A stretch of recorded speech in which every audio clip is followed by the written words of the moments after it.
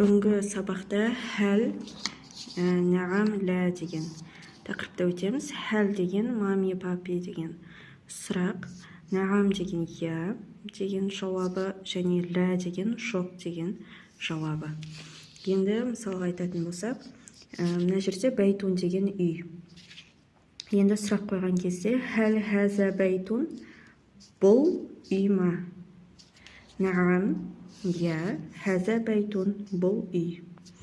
Имаратун, мынадай үй, я, биік қабатты үй. Хәл хәзихи имаратун, бұл имарат па? Нағам, хәзихи имара, я, бұл имара. Хәл хәзә табиб, бұл дәрігер ма? Нағам, хәзә табиб, я, бұл дәрігер. Хәл хәзихи мумаррида, яғни бұл медсестра ма? Нәм, хәзихи мумаррида, я, бұл медсестра. Хәл хәзә қалам, бұл қалам ба? Жоқ, деп айтамыз енді. Лә. Хәзә хәсуб, жоқ, бұл компьютер. Хәл хәзихи сабура, бұл тақта ма? Лә, хәзихи сәға, жоқ, бұл сағат. Хәл хәзә муаллим, бұл мұғалім ба?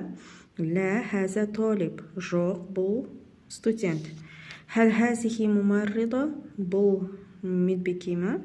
Лә, хәзихи талиба, жоқ, бұл қыз студент.